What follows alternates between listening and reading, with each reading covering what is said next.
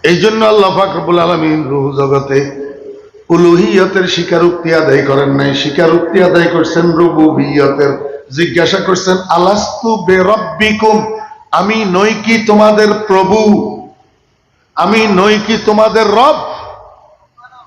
সেদিন সেই মহাসমাবেশের শত সহস্র কোটি মানুষ সবাই এক বাক্যে উত্তর দিছিল কালু আয় আকাররু, সবাই স্বীকার করেছে। কি স্বীকার করেছে?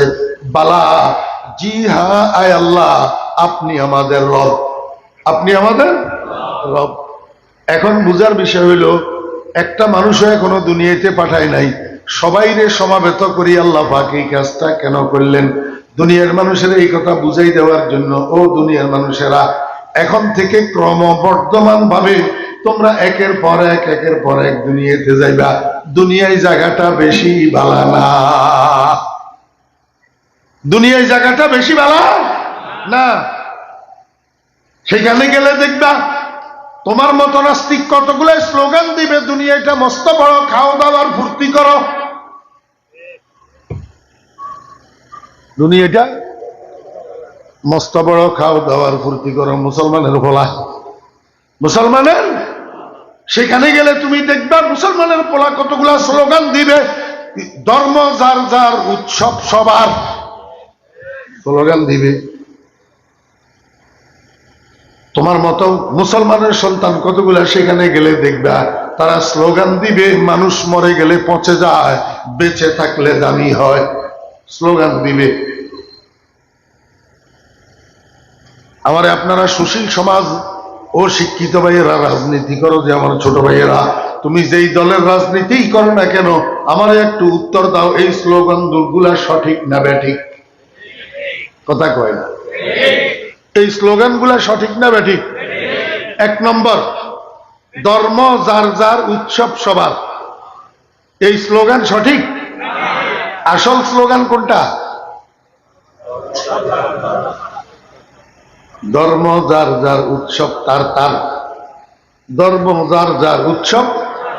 মুসলমানের বাচ্চা, তোমাদের লজ্জা শরম কেন নাই? এখনো তোমরা দুর্গা পূজায় কেন যাও? এখনো তোমরা দুর্গা পূজায় কেন যাও? মুসলমানের সন্তানেরা, কোন মুসলমানের জন্য কোন মুশরিকের অনুষ্ঠানে যোগদান করা জায়েজ নাই, হারাম। কিসের হিকমত, কিসের হিকমত, কিসের কৌশল? গু খাইয়া কৌশল অবলম্বন করতে তোমারে কে বলছে? বিষ পান করি কৌশল অবলম্বন করতে তোমারে কে বলছে? বিষ পান করি তুমি কৌশল অবলম্বন করলে তুমি তো মরেই গেলা, আর কিসের কৌশল অবলম্বন করলা?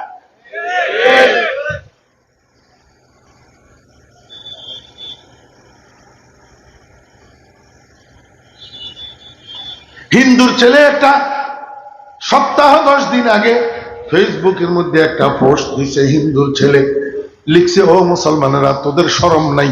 আমরা তো তোদের গরু জবাইয়ের অনুষ্ঠানে যাই না, আমরা তো তোদের ঈদের জামাতের অনুষ্ঠানের তামাশা দেখার জন্য যাই না, তোরা কেন আমাদের দুর্গাপূজার অনুষ্ঠানে আসি ডিস্টার্ব করস?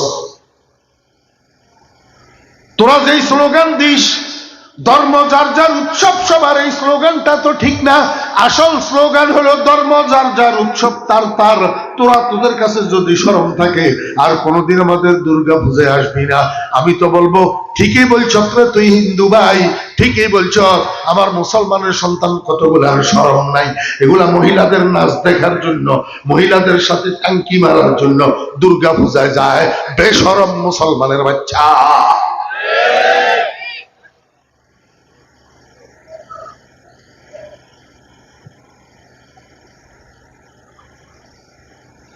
আল্লাহ পাক রব্বুল আলামিন কয়, ও বনি আদম, অল্প কিছুদিন পর থেকে তোমাদেরকে আমি ধারাবাহিকভাবে দুনিয়াতে পাঠানো শুরু করব। একের পর এক ক্রমবর্ধমান ভাবে দুনিয়াতে পাঠাবো।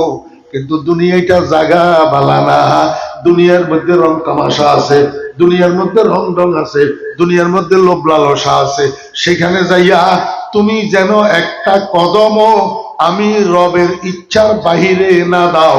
সেই জন্য যাওয়ার আগে, দুনিয়ার দিকে যাত্রা শুরু করার আগে তোমার থেকে স্বীকারোক্তি নিলাম, আমি তোমার রব।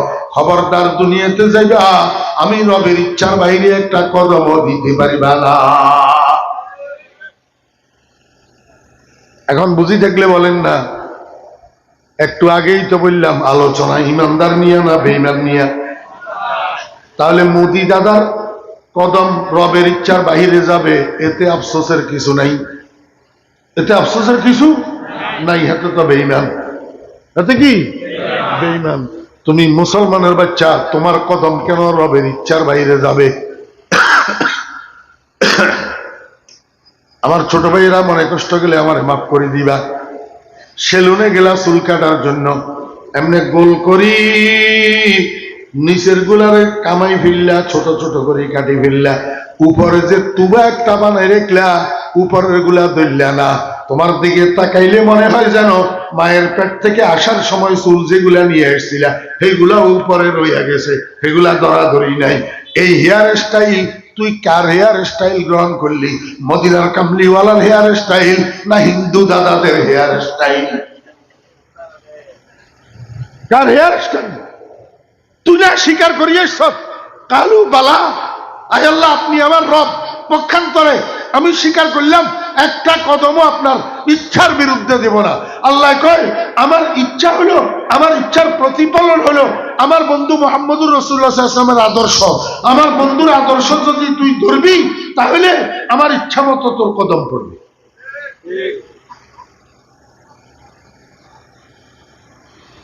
আল্লাহ পাক রব্বুল আলামিন কয়, এই বনি আদম, এই বনি আদম, দুনিয়াতে যাইবা, দুনিয়াতে যাইবা, এই যে স্বীকার করি যাইতেছ এটার উপরে মুস্তাকিম থাকবা, মুস্তাকিম। এই যে স্বীকার করি গেলা আমি তোমার রব, এটার উপরে অটল থাকবা, অবিচল থাকবা। সুম্মাস্তাকামু। আল্লাহর হাবিব জনাব রাসূলুল্লাহ সাল্লাল্লাহু আলাইহি ওয়াসাল্লামকে জিজ্ঞাসা করলাম, ইয়া রাসূলুল্লাহ, আমি মৃত্যু শয্যায় শায়িত অবস্থায় ফেরেশতার থেকে অভয় বাণীটা শোনার জন্য, ফেরেশতার থেকে জান্নাতের সুসংবাদ পাওয়ার জন্য আমাকে আল্লাহ অটল থাকতে কইছে। এখন ইয়া রাসূলুল্লাহ, আপনার কাছে পরামর্শ চাই, আমি কেমনে অটল থাকতে পারবো আমার সেই স্বীকারোক্তির উপর? নবীজি কয়, ইস্তাকিমু ওয়ালান তুহসু।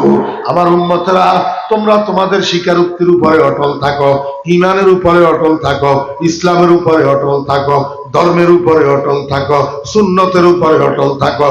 যেই দিক থেকে যত ঝড় ঝাপটা আসুক না কেন, যেই দিক থেকে যত ধাক্কা ধাক্কি আসুক না কেন, যেই দিক থেকে যত বুলেট আর বোমা আসুক না কেন, তুমি আমি মুহাম্মদুর রাসূলুল্লাহ সাল্লাল্লাহু আলাইহি ওয়াসাল্লামের সুন্নতের উপরে অবিচল থাকবা, সুন্নতের থেকে বিচ্যুত হইতে পারবা না।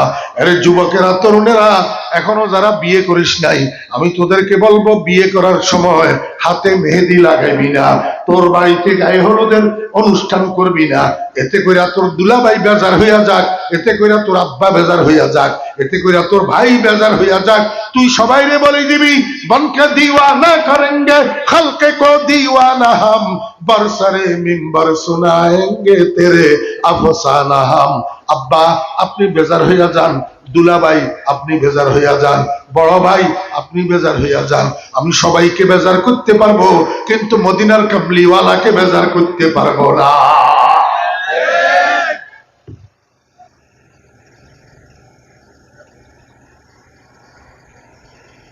রাসূল আকরাম সাল্লাল্লাহু আলাইহি ওয়াসাল্লাম কয়, ইস্তাকিমু, ও আমার উম্মত, অটল থাকো, অবিচল থাকো, কিন্তু মনে রাখিও ওয়ালান তুহসু, দ্বীনের উপরে অটল থাকা এত সহজ না, ধর্মের উপরে অবিচল থাকা এত সহজ না, শরীয়তের উপরে কায়েম থাকা এত সহজ না। ওয়ালান তুহসু আয় ওয়ালান তাস্তাতিউ, পরিপূর্ণভাবে অবিচল থাকার সামর্থ্য তোমার কাছে হবে না। এই জন্য আমি উম্মত তোমারে একটা বুদ্ধি শিখাই দিই, ওয়ালামু আন্না খায়রা আমালিকুম আস-সালাহ। তোমার দৈনন্দিন জীবনে যত আমল আছে, এর মধ্যে সর্বোত্তম একটা আমল আছে, সেই আমলটার নাম হইল নামাজ। সেই আমলটার নাম কি?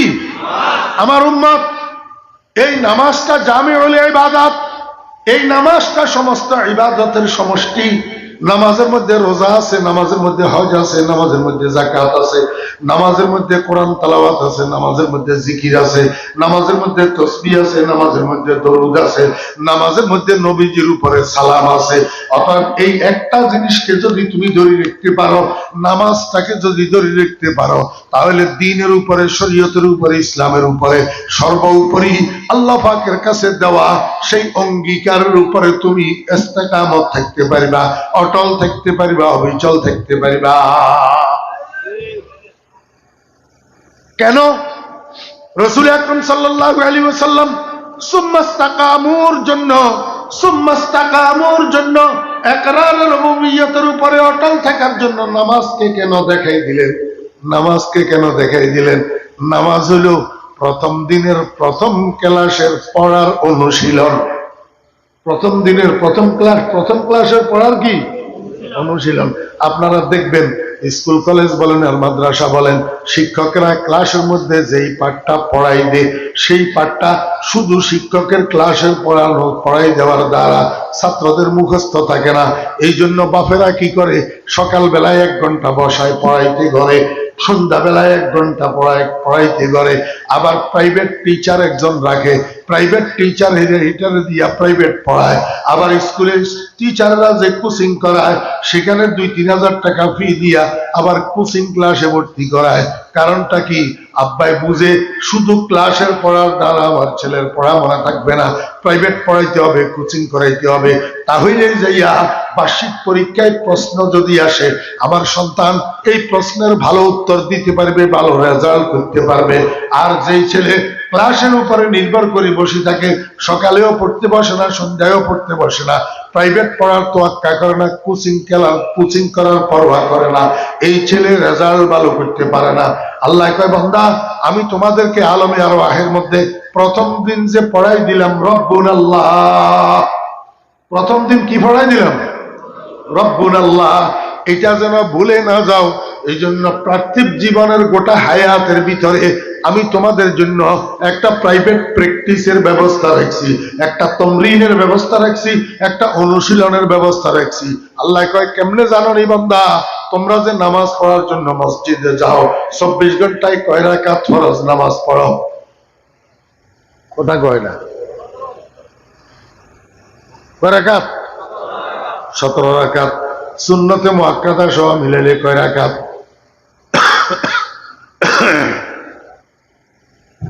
হিসাব করেন। ফজরে 4 রাকাত, ফজরে 4 রাকাত, যোহরে 10 রাকাত, যোহরে কয় রাকাত? 10 রাকাত। 10 আর 4 আসরে 4 রাকাত, কয় রাকাত? 18। মাগরিবে 5 রাকাত, কয় রাকাত? 23। এশায় 4 দিয়ে 6 3 9, 23 আর 9 কত? কত? 32। তাহলে সুন্নতে মুআক্কাদা বিতির সহ 24 ঘন্টায় মোট নামাজ কয় রাকাত? 32 রাকাত। কয় রাকাত? 32 রাকাত। আল্লাহ কয়, বান্দা এই 32 রাকাত যে তুমি নামাজ পড়ো, প্রতি রাকাতে তোমার 3টা পজিশন। প্রতি রাকাতে তোমার কয়টা পজিশন? 3টা পজিশন।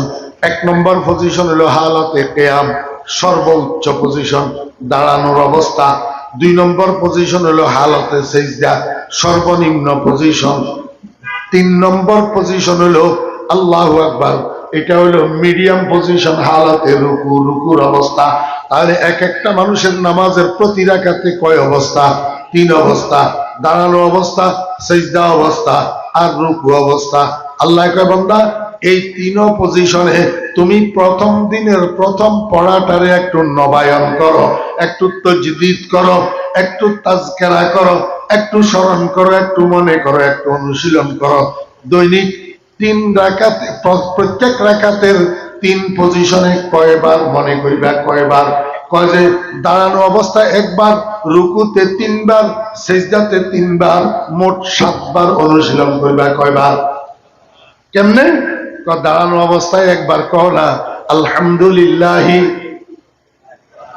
কথা কয় না আলহামদুলিল্লাহি রব্বিল আলামিন কিয়া আলহামদুলিল্লাহ ইলাহিল আলামিন হইতে পারল না, আলহামদুলিল্লাহ খালিকিল আলামিন হইতে পারল না, আলহামদুলিল্লাহ মালিকিল আলামিন হইতে পারল না। আল্লাহ পাক রব্বুল আলামিন কয় বেশি চাপাবাজি করিও না, যেটা পড়াই দিছি হেটারে শিখো, হেটারে মুখস্থ করো, তাহলে পরীক্ষায় কোশ্চেন আসলে আনসার দিতে পারবা। এই পরীক্ষা যেটা পড়াই দিছি এর বাহিরে চাপাবাজি করতে যাইবা, এক লাইন বেশি বুঝতে যাইবা, তাহলে পরীক্ষায় উত্তর দিতে পারবা না। অন্য কিছু বলার দরকার নাই। ওই এখানে যে জিজ্ঞাসা করছিলাম আলাস্তু বে রাব্বিকুম, এটারে স্মরণ করো, আলহামদুলিল্লাহ রাব্বিল আলামিন। প্রতি রাকাতে সূরা ফাতিহা কয়বার? ওমা কথা কয়, তাহলে আলহামদুলিল্লাহ রাব্বিল আলামিন কয়বার? একবার। আল্লাহ কয় এবার মিডিয়াম পজিশনে যাও, রুকুতে রুকুতে, এখানে যাইয়া ওই প্রথম দিনের পড়াইটারে আবার 3 বার করে তমরিন করো, মশকে করো, নুরানির ছেলেদেরকে শিক্ষকেরা আবার বলেন, আবার বলেন, আবার বলেন, কয়নি? আল্লাহ কয় আবার ক সুবহানা রাব্বিয়াল আযীম, আল্লাহ কয় আবার ক সুবহানা রাব্বিয়াল আযীম, আল্লাহ কয় আবার ক সুবহানা রাব্বিয়াল আযীম। আরো বেশি কইলেও কইতে পারবি, কমপক্ষে 3 বার, কমপক্ষে কয়বার? এবার কয় একবারে সর্বনিম্ন পজিশনে যাও, সিজদার পজিশন।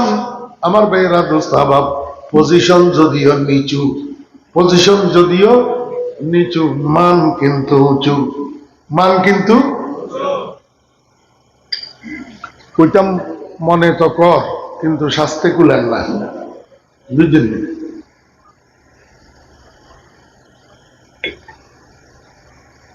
পজিশন যদিও নিচু, মান কিন্তু উঁচু। কেমনে কেমনে? আমার ভাইরা দোস্ত আবাব, নামাজের মধ্যে মুখ্য অংশই হইল সিজদা। নামাজের মুখ্য অংশই হইল কি? সিজদা। কয় এটা কেমনে? কয় নামাজ তো মানুষের জন্য মেরাজ, নামাজ তো ইমানদারের জন্য মেরাজ। নবীজি মেরাজ শরীফের থেকে আসি, ফজরের নামাজের পরে যখন মেরাজের ঘটনা বলতেছেন, সাহাবী একজনে কয় ইয়া রাসূলুল্লাহ, আপনি মেরাজ শরীফ গেছেন, আপনার বন্ধুর সাথে আপনার দিদার হয়েছে, দর্শন হয়েছে, আমরা তো মেরাজেও যাইতে পারবো না, আমাদের সাথে আল্লাহ পাকের দিদারও হবে না। আমার রাসূল কয় আমার উম্মত, আমার সাহাবী, আমি তো একবার গেছি মেরাজে, একবার করছি দিদার বন্ধুর সাথে, সেখান থেকে আসার সময় তোমাদের জন্য এমন একটা কাজ নিয়ে আসছি যে তোমরা দৈনিক 5 বার আল্লাহর সাথে দিদার করতে পারবে। দৈনিক 5 বার আল্লাহর সাথে দিদার করার মাধ্যমটা কি? মাধ্যম হইল নামাজ। নামাজের কোন অংশটা আল্লাহ পাকের দিদারের মাধ্যম? কোন অংশটা? এই সিজদা।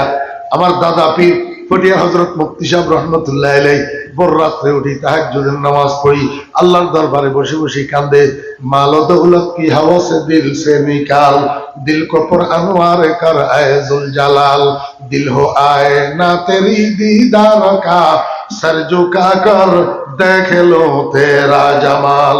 ইয়া আল্লাহ, দুনিয়ার মাল দৌলতের মহব্বতে মানুষের কলবকে আন্ধা করে দে।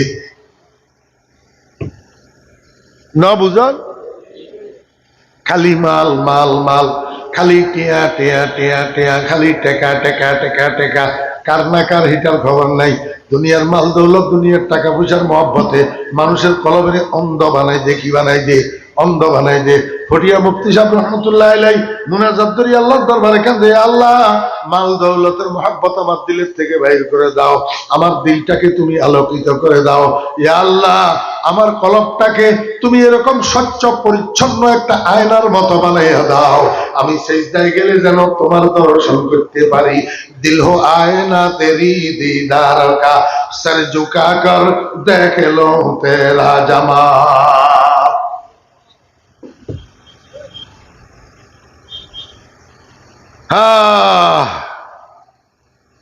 অরণ্যের উদন বলিও লাভ নাই, এই জন্য আর গেলাম না সামনের দিকে। সর্বনিম্ন নামাজের সর্বনিম্ন পজিশন, সর্বনিম্ন পজিশন কি? সিজদা। আমার বেগরাজ দোস্ত আবার, এই সিজদা এটা যার যত সুন্দর, সিজদা এটা যার যত কন্টিনিউ, সিজদা এটা যার যত মনোযোগের সাথে, সিজদা এটা যার যত খুশু খুজুর সাথে, এই মানুষটার ব্যবহার সুন্দর, আচার আচরণ সুন্দর, চাল চলন সুন্দর, এই মানুষটা নমনীয়, এই মানুষটা ভদ্র, এই মানুষটা নম্র, এই মানুষটার কথার দ্বারা কাজের দ্বারা কারো মনে কষ্ট আসে না, কারো শরীরে কষ্ট পায় না। এটা হলো সেজদার কেরামত। এখন দেখা যায় আমরা আগের কাতারে নামাজ পড়ি, কপালের মধ্যে সেজদার দাগও পড়ছে, কিন্তু মসজিদের ভিতরেও মসজিদের বাইরেও গেউ গেউ গেউ গেউ করি, মানুষের সাথে গেউ গেউ করি। প্রতি কথার থেকে অহংকার টপকে, প্রতি কাজের থেকে অহংকার টপকে। আল্লাহ মাফ করেন, বেয়াদবি হলে মাফ করে দিয়েন। কোন রকমে মসজিদ কমিটির সভাপতি আর সেক্রেটারি যদি হইতে পারে, খেতে অত্যাচারে তো মসজিদের ভিতরে মুসল্লি শান্তি পান দূরের কথা, ইমাম মুয়াজ্জিনে অশান্তি পায় না। দোস্ত, কিরবা এই সভাপতিগিরি দিয়া, কি করবা এই সভাপতিগিরি দিয়া, কি করবা এই সেক্রেটারি গিরি দিয়া? তোমার সেজদা সুন্দর হইতেছে না, সেজদা সুন্দর হইতেছে না। আরে সেজদা তো অহংকারের মেডিসিন। আল্লাহ কয় বান্দা, সেজদা যত কন্টিনিউ হবে, সেজদা যত খুশুখুজুর সাথে হবে, সেজদা যত একাগ্রতার সাথে হবে, সেজদা যত মনোযোগের সাথে হবে, তত তুই নম্র হইবি, তত তুই ভদ্র হইবি, তত তুই সভ্য হইবি, তত তুই শালীন ভাষাভাষী হইবি। তোর কথার দ্বারা কাজের দ্বারা দুনিয়ার কোনো মানুষের মনে কষ্ট আসবে না। আল্লাহ পাক রব্বুল আলামিন কে বান্দা, এবার সেজদায় যা, সেজদায় যাই আবার অনুশীলন কর, আবার তামরিন কর, আবার মাশকে কর, আবার প্রথম দিনের পড়াটারে স্মরণ কর। বল তুই সুবহানাল্লাহ।